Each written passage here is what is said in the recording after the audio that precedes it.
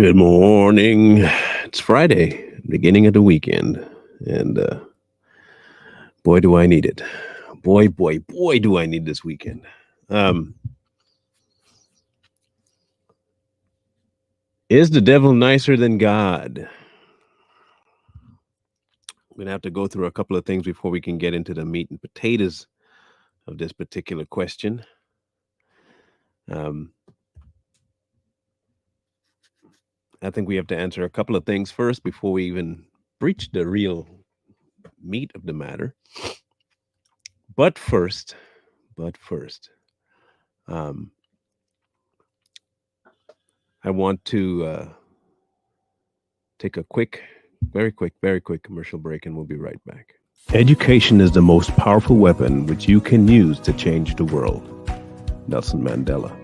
Sharon Berry is a 19-year veteran of the education system and the founder of Project Redirect. Project Redirect is accelerated learning for children, especially in inner cities, who lack the opportunity that they find in the normal schooling system. Project Redirect will be the one program you can find that will stand behind your child no matter what. Project Redirect is aimed at children who are underprivileged, especially in low-income areas. Do your part and contribute to this movement. We cannot see more minds go to waste. So you don't believe that there is a God at all? There is no God. Until someone gives me proof of a God, Right. I will say that there isn't one. Do you believe there's evil or the devil? Do I believe there's the devil? I know you don't believe there is a God. Do you believe there's a Satan? Yes, of course there's a Satan. So why do you believe there's a Satan but not a God? Because Satan is real. Evil is real. But good is not? No, Good is not real? no, But evil is real? correct. And are you a good man or an evil man? I'm a good man How are you good if you're not getting your goodness from God? because I don't believe in God. But how are you good then? I get my goodness from Satan. But you just said Satan is evil. Okay. He's not evil all the time. He's good. Is God good all the time? Yes. If God is good all the time, could you explain slavery to me? And man is in a fallen state, and they created slavery. God didn't have anything to do with it. Just thought I'd play that to lend credence to the conversation a little bit. In case people say that, the conversation of the differences between God and Satan don't happen, they happen.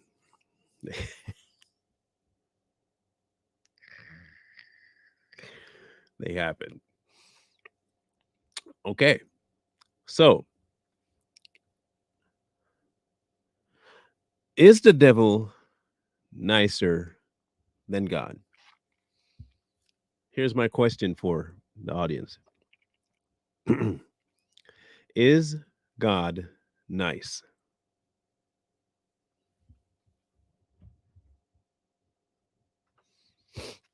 Is God nice?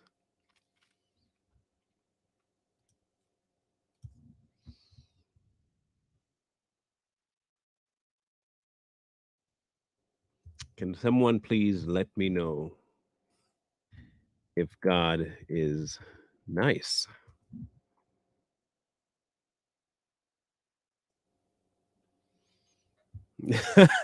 Very good, Lori. Define nice. There are two definitions when using the word nice. Okay? Because nice can be very, very, very, very, very subjective. Nice is very personal sometimes. Nice can be predicated on what my parameters are for nice. You see, I can consider someone nice who always gives me stuff, and I can consider someone nice who always does stuff for me. I may not consider my parents nice if they keep things from me or punish me. It may not be nice then. The question is, is the devil nicer than God? And is that something that one can objectively do or subjectively do? So by nice, we say it's pleasing or agreeable in nature, having a pleasant or attractive appearance, exhibiting courtesy and politeness. Okay? That's the definition. So, is God nice?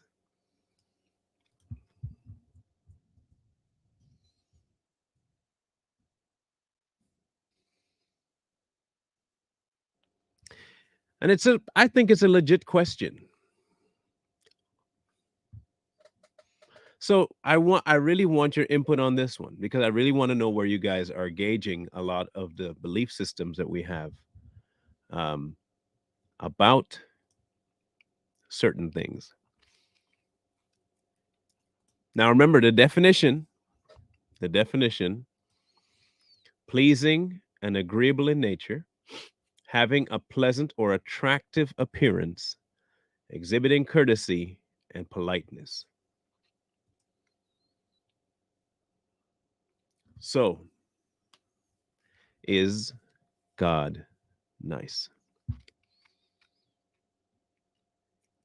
And I don't want a separate answer about another thing that you think he is. I want you to put your neck on the line and answer the question directly. I see a lot of statements saying he's good. I'm not asking you if God is good. I'm asking you if God is nice. So stick to the question and please answer the question. Is God nice? By the definition of nice, is God nice?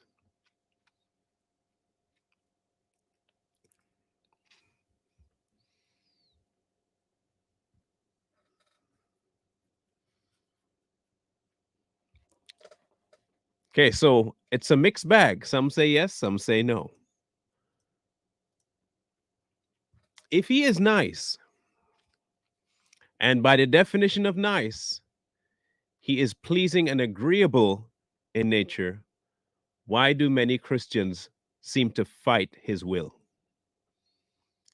If he has a pleasant or attractive appearance, yet no one has seen him, he still doesn't fit the criteria of nice. And if he exhibits courtesy and politeness, when has he?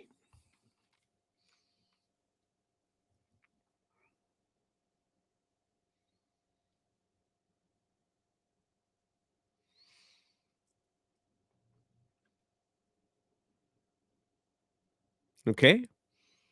Now let's look at the devil. Hear me out. Hear me out. Nice, the definition, pleasing or agreeable in nature. The devil gives you what you want. Having a pleasant or attractive appearance, an angel of light.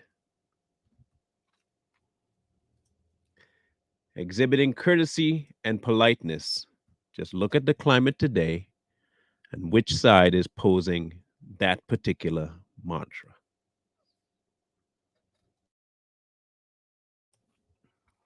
Now,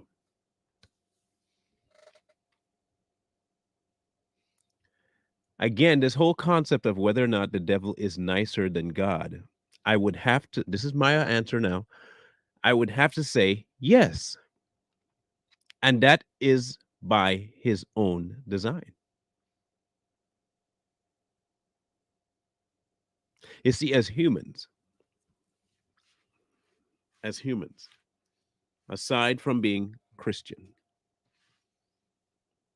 we like nice. We love nice.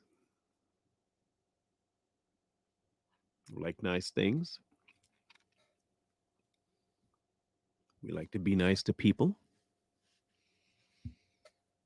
We consider that a good trait.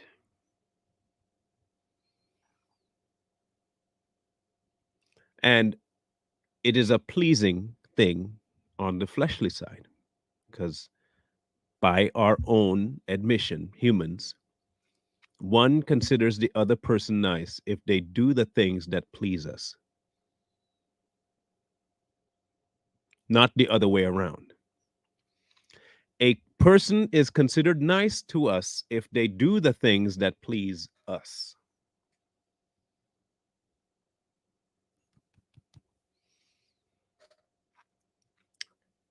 So, again, if that's the definition and the aspect of nice is that you're doing something that pleases me, is God nice?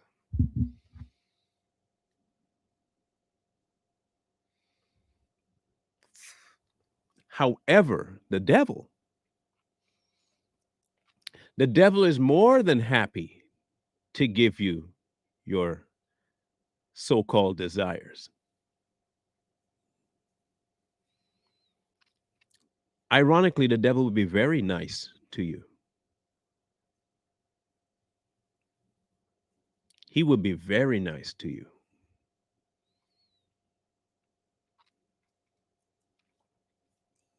He will give all kinds of enticing things, and you would consider that him being nice to you.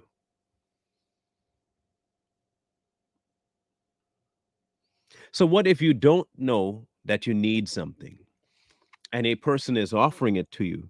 But what it looks like is you having to give up the things you want for the things that he's offering. Do you consider that nice?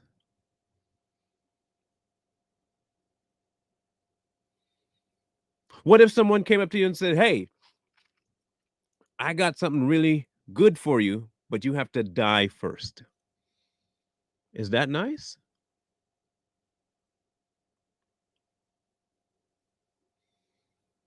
Or if someone comes up to you and say, "You don't have to change a thing about you. Everything you do is perfectly fine. Go ahead. No problems with you. Have at it." Is that nice?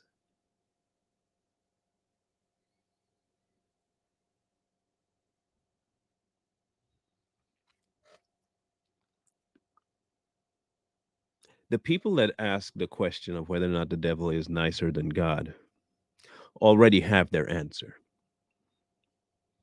They genuinely believe that he is nicer than God, and they're not wrong. They're not wrong because God never said he was nice.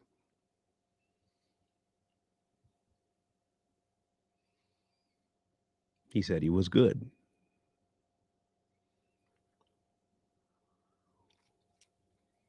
And sometimes the things that happen in life are not nice.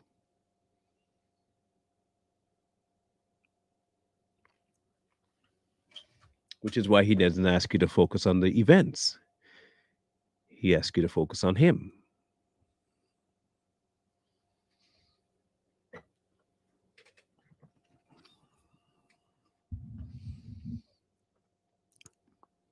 There are many times I don't find myself being nice to my children, or at least from their aspect, I'm not being nice. But I'm being protective and I'm being proactive and I'm being what I'm supposed to be, which is a father, and doing my due diligence to keep them safe. They may not consider it nice. Can I go to my friend's house? It's a school night? No. That's not nice. I know. You're still not going. Can I get those shoes? No. That's not very nice. I know, but you're not getting it. 11:30 at night. Can I have some ice cream? No. You're not very nice. I know.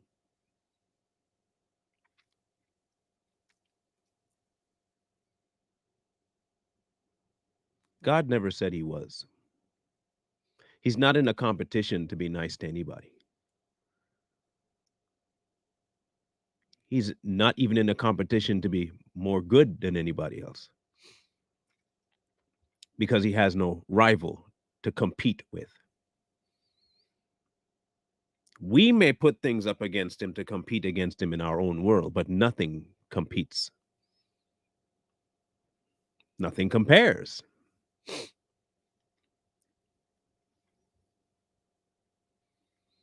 So, yes, the devil is definitely much nicer than God. But in the same way that sugar tastes better than salt,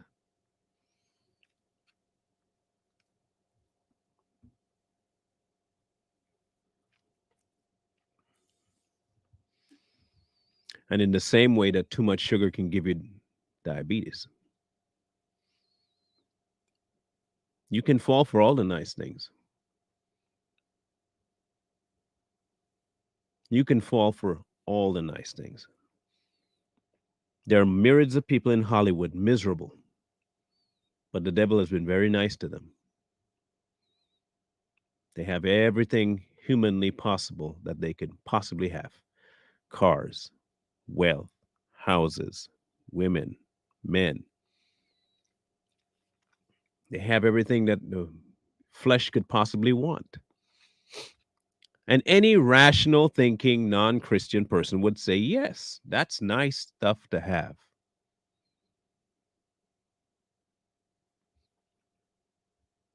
And I got it. I got all the nice stuff.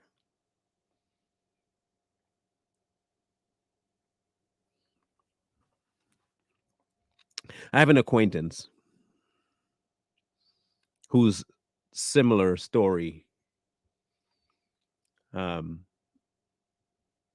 is there. Like they have everything they could possibly want: money, a good job, but depression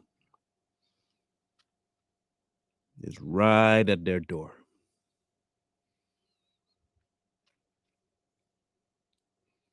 Right at their door.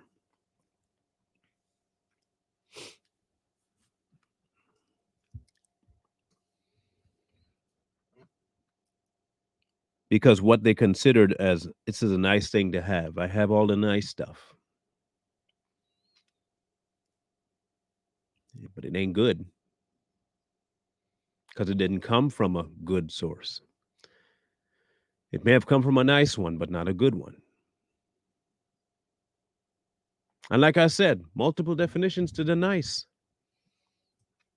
multiple ways to look at nice. Here's some other ways: of good character and reputation, respectable; over delicate, fastidious; showing or requiring great precision or sensitive discernment, subtle; done with delicacy and skill; used as an intensive with and.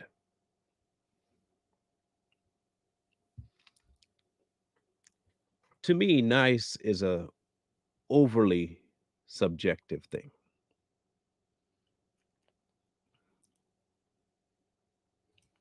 We can say someone gave me a nice gift. Someone offered me a nice gesture. Someone gave me a nice car.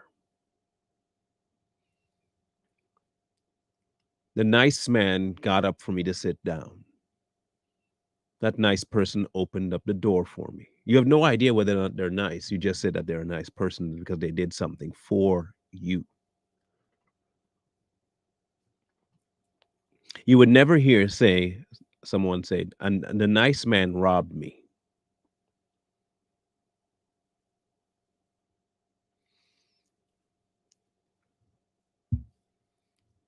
Then on the opposite side, there was a story of a lady drowning. You may have heard about this one. And a man jumped in to save her from drowning. He grabbed the lady from under the water, pulled her out, commenced doing CPR, mouth to mouth, revived her. And when she was aware, she sued him.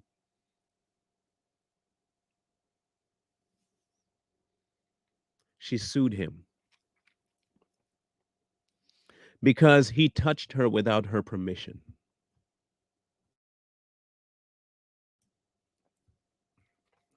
By your definition, did he do something nice?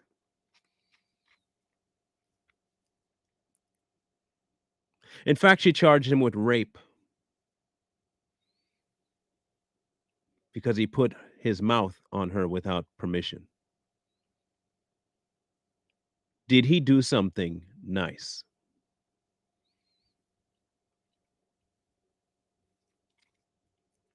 Not by that woman's definition,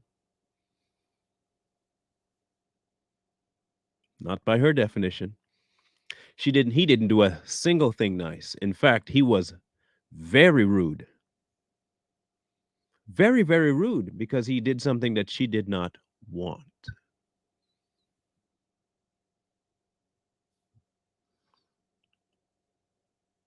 The reason I say that the devil is nicer is because God is not in the business of trying to be nice.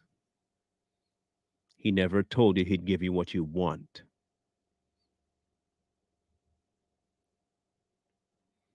Nice revolves around that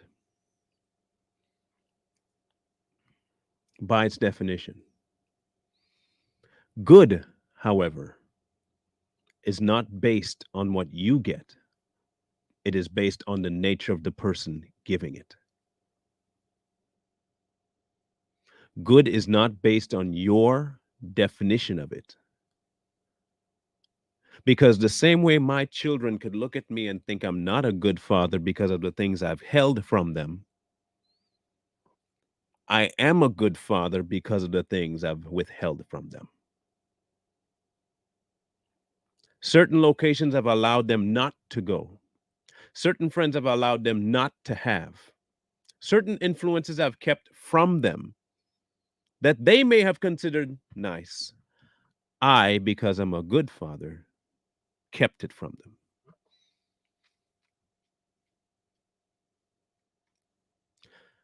Please do not misquote me. I'm going to say this once and once only. Do not misquote me. I never said the devil was good. Not once have I ever said the devil was good. Do not misquote me. Do not lie. I've never said the devil was good or even capable of doing good. Not once. Never did I say that.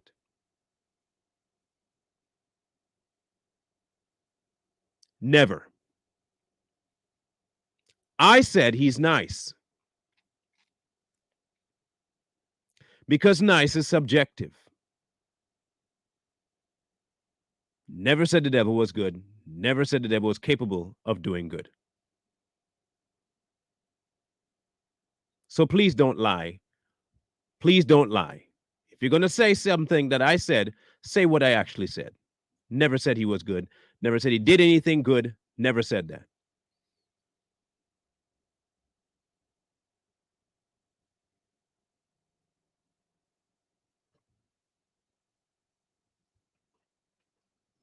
I don't understand. Like I'm as clear as I can possibly be here. The reason I speak as slow as I do is because I want to make sure what I say I mean. I don't get how you get those two things confused. I really don't know how that even happened.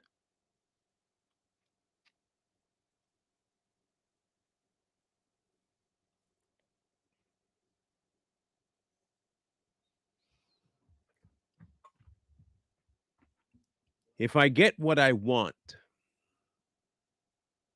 from a certain individual, 99% of the time, I would consider that person nice to me. My son, my 7-year-old,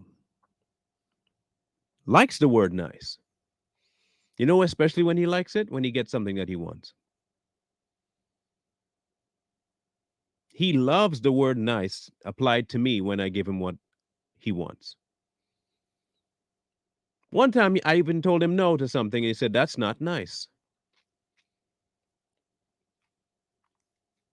I don't need to be nice, Christoph. I never told you I was. My job is not to be nice to you. My job is to protect you and be a good father. That's it.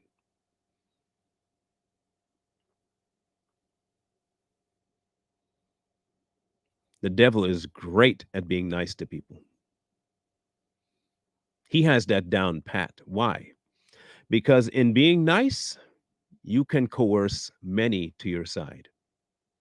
Coerce. Because here's the problem with humans: what we want is rarely ever what we need. Rarely. It is so infinitesimally smaller than what we actually need, it's not even comparable. What we want rarely works out to be what we need. But it's a great clouder of judgment, which is why the devil is so successful. He is notorious for being the giver of nice, the giver of what you want. Now, mind you, I'm not saying fornication is nice, although it feels really nice. Hear me out. Adultery is nice. Drugs are nice. I'm not saying any of the sins are nice. But I am telling you that if it's something that you want and someone gives it to you, you will consider the giver nice. And in turn, you will consider the gift a nice gift.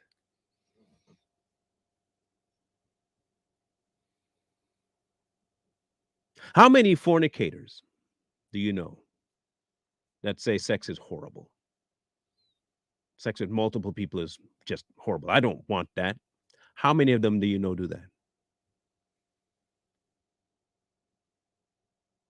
Or how many of them, when they get somebody that they actually want to bed, don't consider it nice? It's nice. It's absolutely nice because that's subjective. Because you're not even thinking about end results of anything. You're thinking about the now. Nice is very now. Nice is extremely now.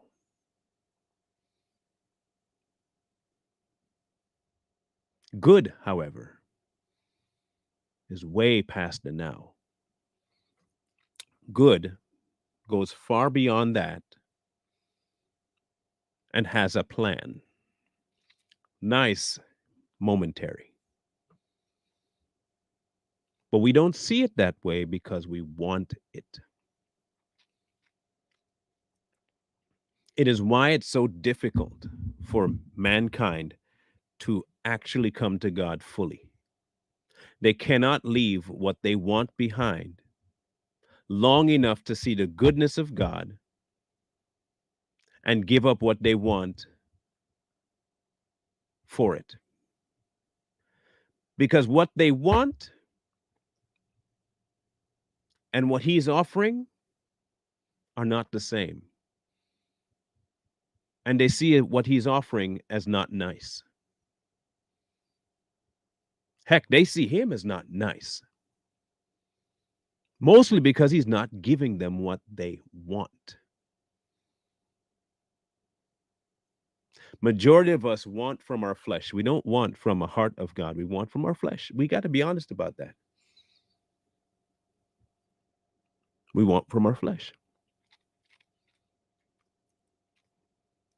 And the devil knows just that.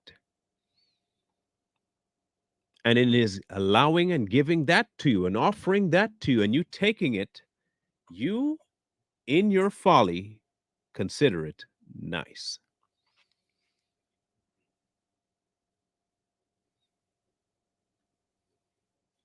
And so by the action of you getting it, the devil has now become nicer than God. Why do you think that so many people are following him rather than God today?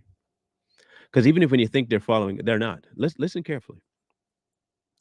Let's take the health and wealth gospel people. God will give you what you want.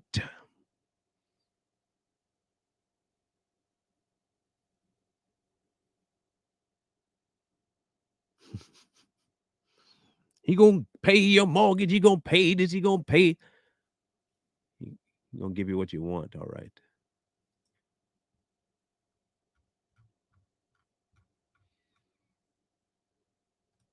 Thank you, Lisa. The devil gonna give you what you want, and you'll be seeking after the things of your wants, not your needs. Your needs come from a good God. Your wants go to the ear of the nice guy.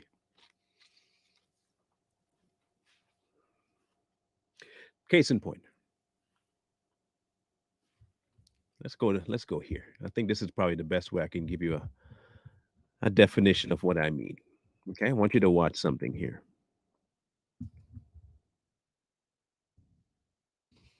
Okay,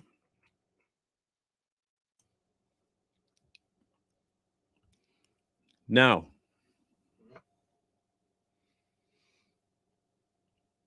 in Genesis 2, and the Lord God commanded him, you may eat freely from every tree of the garden, but you must not eat of the tree of the knowledge of good and evil, for in the day that you eat of it, you will surely die.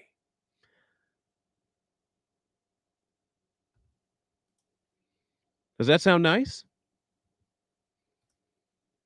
Thank you, Pearl. Does that sound nice? Just a simple question. Does it sound nice? All right.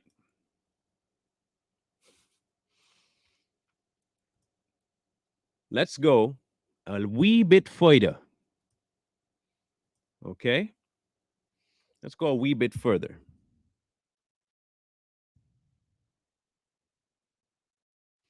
When the other guy shows up in Genesis 3,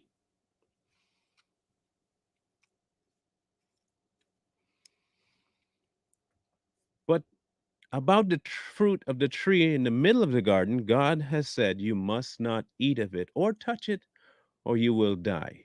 Here's what the other guy said: you will not surely die. God knows that in the day you eat of it, your eyes will be opened and you will be like God, knowing good and evil. Of the two of them, which one was nicer to mankind? It's a simple question. Which one of the two was nicer to mankind?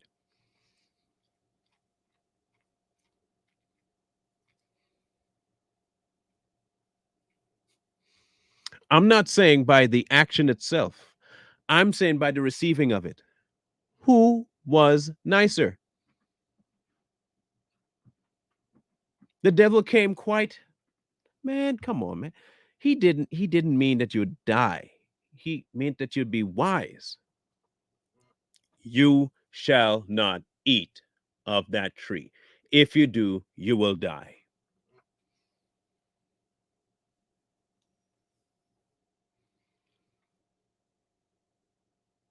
You see, Satan came in and was ultra nice because he convinced somebody that you can get what you want. You don't have to worry about the consequences. That's not what the consequences meant. But you want the fruit, don't you? You want the fruit. It's a nice fruit, right? Yeah, go ahead and have it. The worst that can happen is you get smart. You won't die. Now, mankind says, I do want the fruit. That death thing, but you say I won't die. Now, the odds are in my favor. Here's why. I really like the idea of not dying. And I really like the idea of having the fruit. And because I like both of those as opposed to the truth, I consider the other news nice news. Heck, I might even go so far as to consider that good news.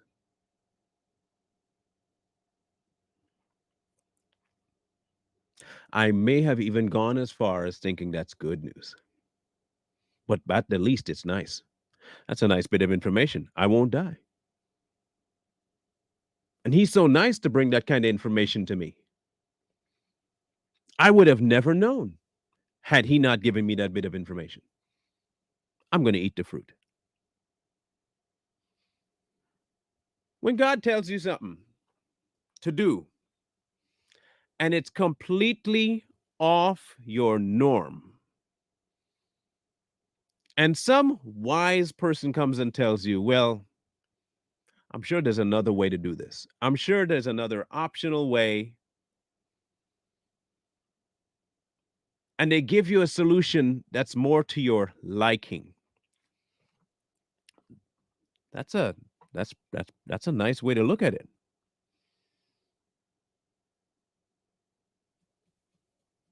You might even go so far as to think it's good.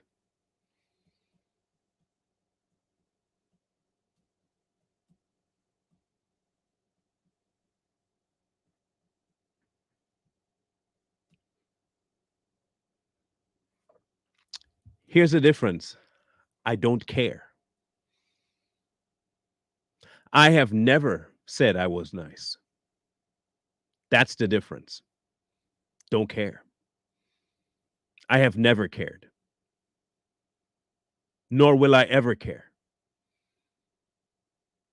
Someone's perception of how they take what I say is on them, not on me. There's not a level lower of no caring that I have.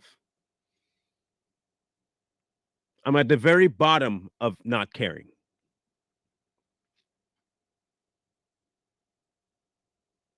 There is no more lower that I can go.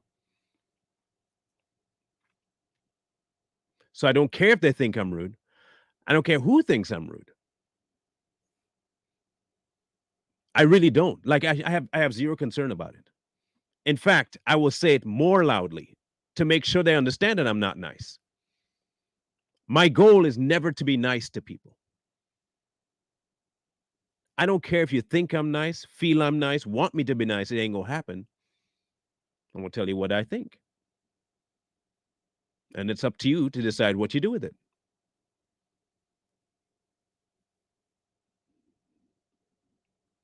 Really don't give a darn. I'm not put you to be nice.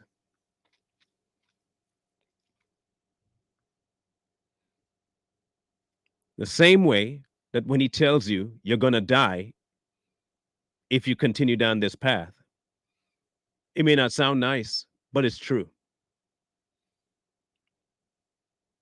He's not trying to coax you into listening in a different soft no, he'll just tell you straight up, this is where it's going to end. You have two choices. Choose me or choose that. Pick one. And the only way for you to know that he's good is to taste. If you don't taste, you're not going to know. It's really pretty straightforward. I don't know how else more straightforward this can get. The devil knows how to use nice. And he knows how to make nice look good. If he didn't know how to make nice look good, you wouldn't have people like T.D. Jakes. You wouldn't have people like Joel Osteen. You wouldn't have people like Joyce. Right? You wouldn't have any of those people if the devil wasn't capable of making nice look good.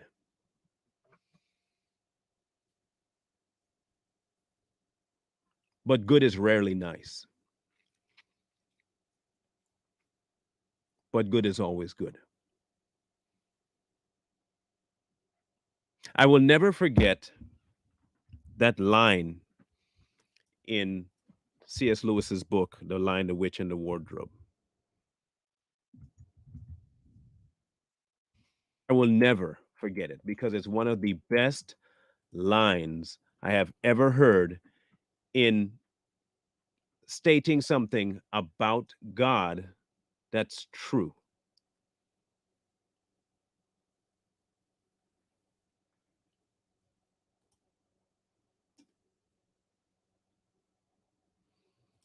This was the quote.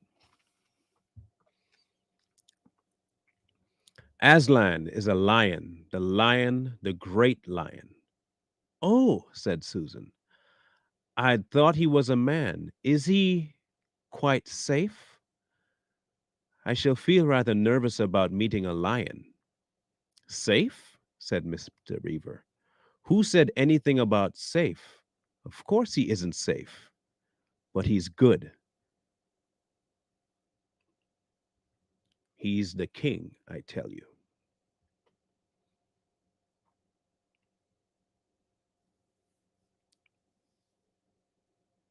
Preaching a false narrative about God being nice is dangerous. I ain't never met a nice lion. You don't ever walk up to a lion thinking it's nice. And as nice as pit bulls are, I have one. Wonderful guy. Good with my kid. Beautiful child. I call him my kid. He has my last name. I gave him a last name. You know what I'm saying? He's my dog. Love the dog. Great dog. But he's still a pit bull. And he still has a portion of his body that can severely harm me if I do the wrong thing with him. Which is why I'm very cautious to how Christoph plays with King. I make sure he does not get too rough, too harsh, don't raise his voice, because he's still a pit bull. And by any feral nature, he's one bad mood away from destroying you.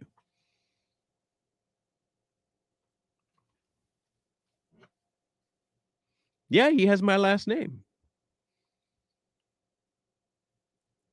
So does my cat. My cat has my last name too. I love my pets. Okay? Love my pets. But this concept of nice versus good really comes back to our knowledge of the person issuing the thing we consider nice or good. See, once you understand the nature of the devil, you will see that the so called nice thing he's offering is really bad for you.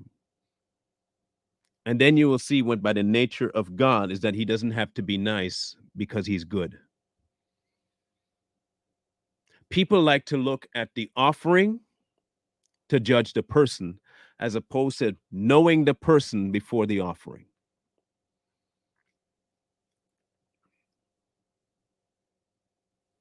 There are many things that are offered to you as a form of a bribe from people who have very bad intentions for you.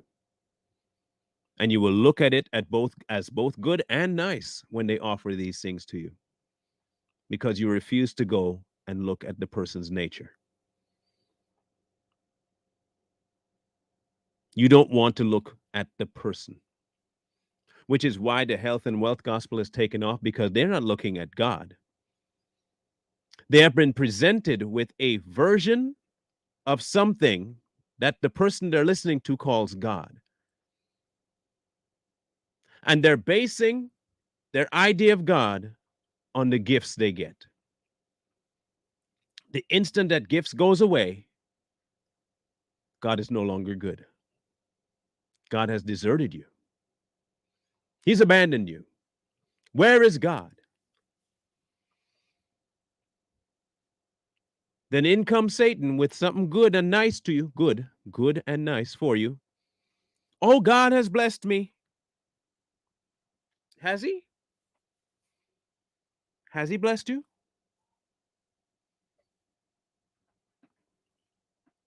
What makes it a blessing? Well, it was something I wanted.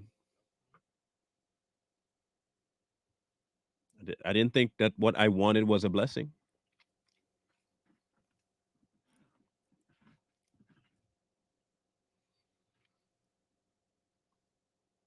We have to change our perspective.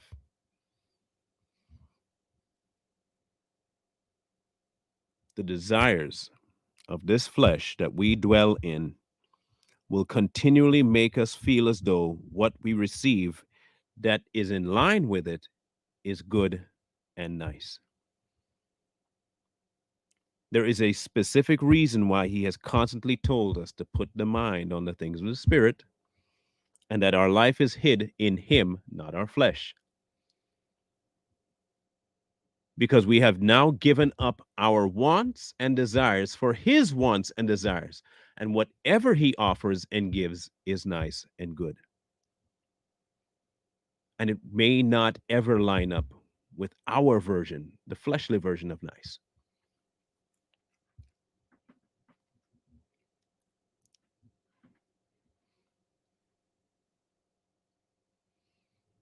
Some of us may be wanting children, and you can't have children, but it keeps you before God. It may not feel nice, but it is a good thing to be before God.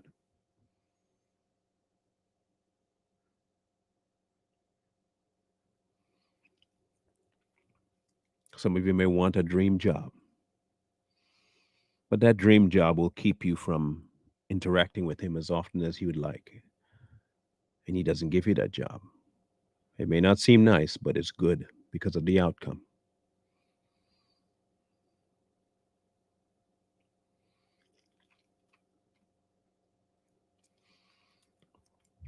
My advice to people who might want the nice things in life: get to know the giver, and you can decide from knowing the giver if what they're giving you is for your detriment or for your benefit.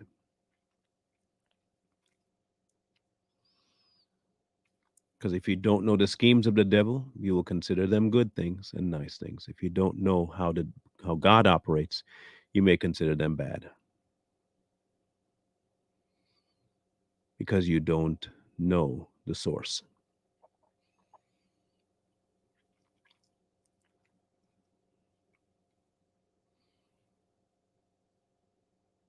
Get to know the source. Even if you don't, okay, say you don't believe in God. You don't believe in God. Okay?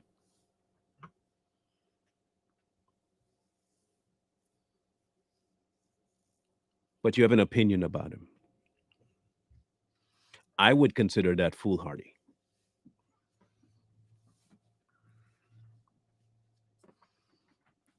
If I'm making a choice about a car I want, or even to choose between two cars, the pros and cons of each car has to be known to me.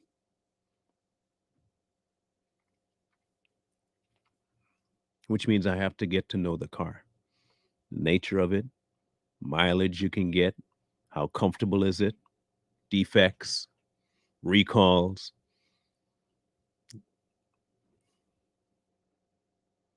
perks, lack of perks. So I need to know both. I can always go based on what someone else tells me because they like it. But then I get the car and I don't like it because it doesn't fit me. But I went on what they wanted. Or they can tell me, don't get that car.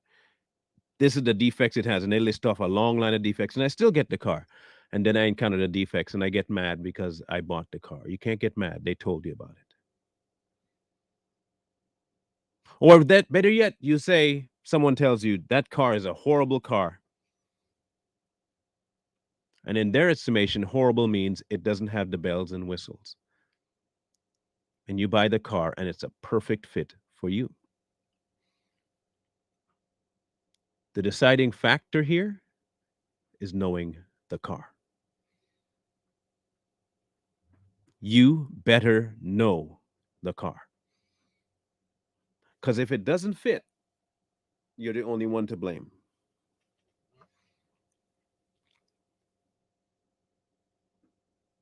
You are.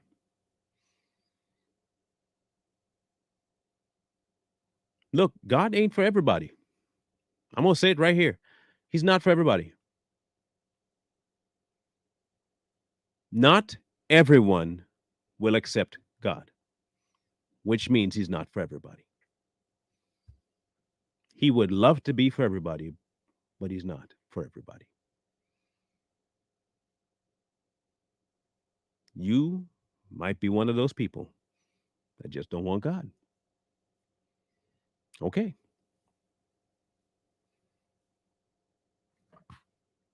Okay.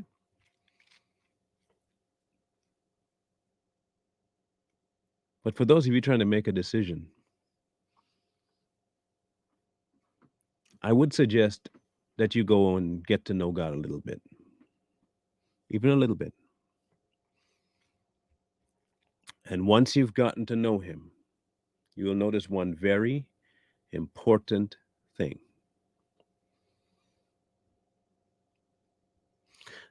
that the knowledge of Him, knowledge of Him, knowledge of Him, knowledge of Him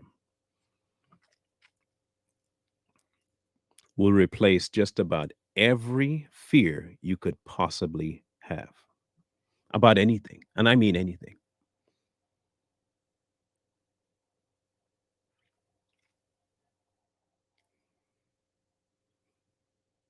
Most people never get to that knowledge, though. They get to a hearing, they get to an acknowledging that He's there, but they never get to the knowing of Him.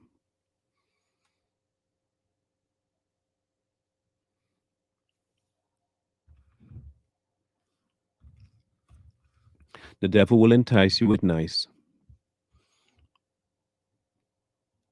God wins you over with goodness.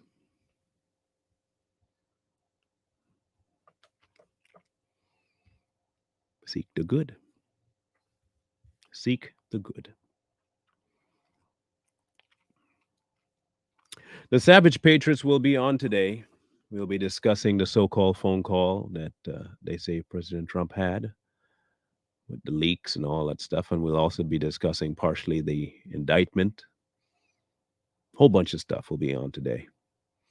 And then tonight, if you have not seen the Too Strong title of what we're talking about tonight, and if Marcus Rogers is a person that you listen to and love and like, I would suggest, just a suggestion, you tune in to Too Strong tonight. Um, we did try to reach out to Marcus and never got a reply back because we wanted to have him on to discuss the thing we're talking about tonight. And never got back to me, never got back to Corey.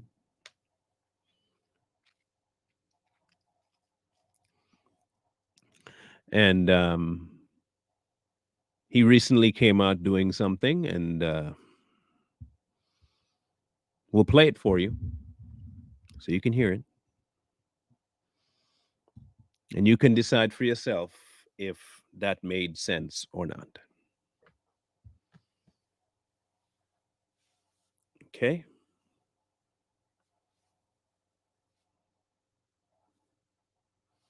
Because there are some things that are going to be coming down the pike for him, I believe, that will show a whole lot of reasonings as to why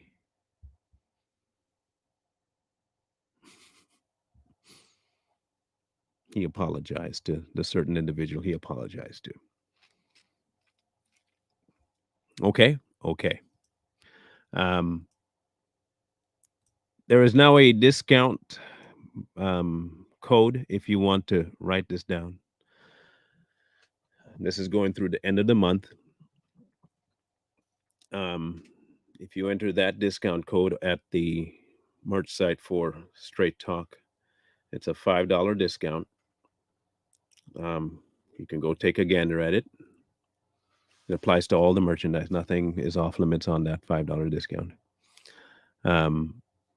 It's right there. Merch discount code is author. It'll be in the description after the show.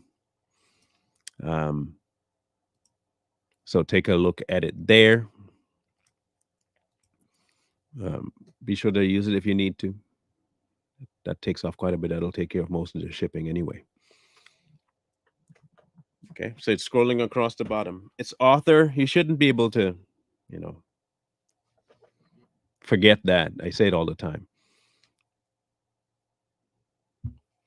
There isn't anything you can say, Earl. It sounds like a bad thing, but so my best friend dying reminds me of how unimportant the things I have are to me, just like money. It's just a tool to get me to God's will. Okay, so um,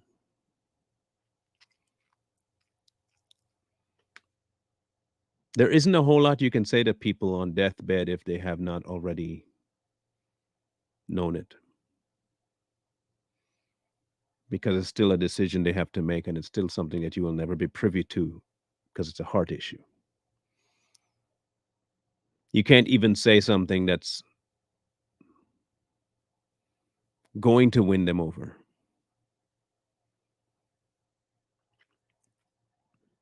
Because if they never knew him in health, the knee jerk reaction in death is still going to yield the same result. No, not yet, Lisa, not yet.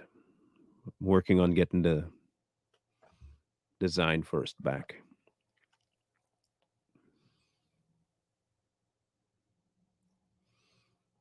Death has a very sobering effect on people. That could be the person that you know and themselves. You could have someone dying in front of you, or you could be the one dying, and it'll be a very sobering event.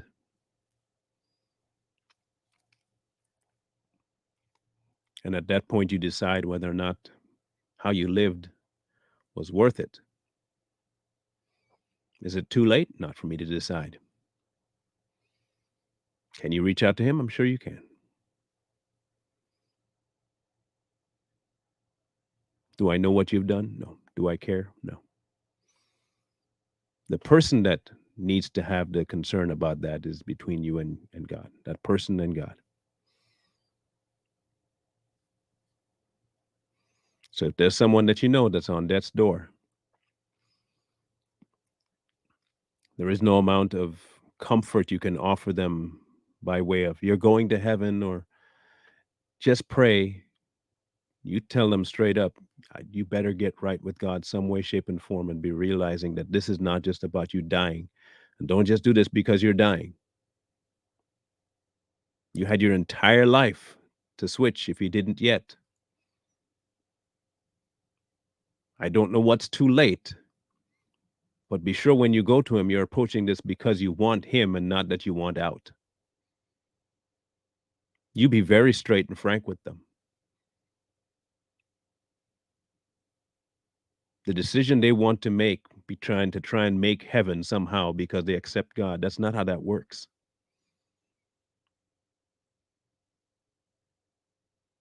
No confessionals.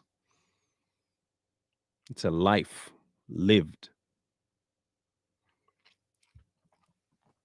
If you're not going to do it because you love him, you're not doing it for the right reasons. You're doing it for all the wrong ones. And you're not going to end up any better than before you made the statements. That's what I would tell that person. Sure, you love them, but you got to be frank with them. Death is not an instant pass to heaven. Life is. Life is.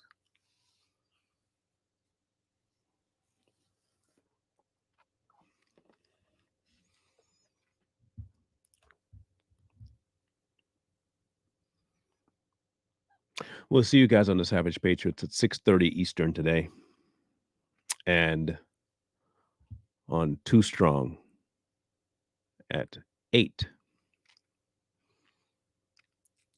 If you do have someone like Earl does with on the death's door, yeah, you can remind them that God loves them. But God loving them does not negate their need to relinquish sin. Just because you're dying doesn't mean all of a sudden now you get a pass from the crap you did in life. You still got to repent. You're not going to get a pass on that one.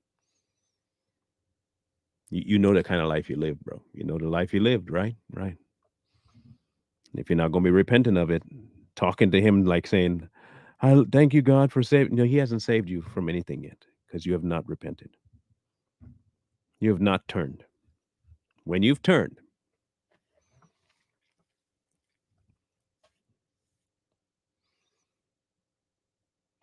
the difference between the guy on the cross and us today is that he was sitting right in front of Jesus.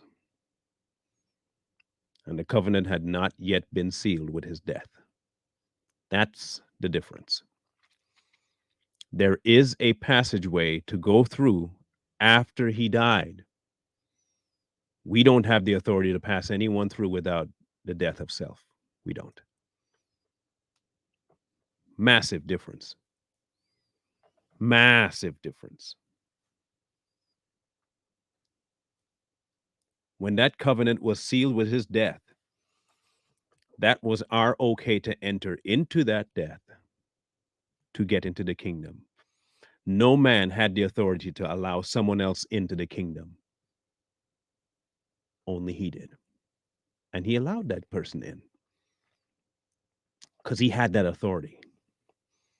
That's not the method we got now. We don't have that option. We have one option: death to self. That's it.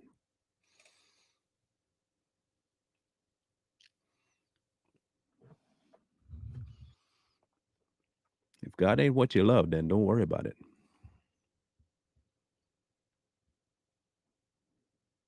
Forget it. You'll just be doing it to try and get something from him. You're going to be doing it in hopes that he's nice to you. He's not nice to you. Trust me. You ever been rebuked by God? You ever been rebuked by? Have you ever been actually rebuked? It ain't nice. Mm-mm. But it's good. It's so good. It ain't nice, but it's so good. It's so good.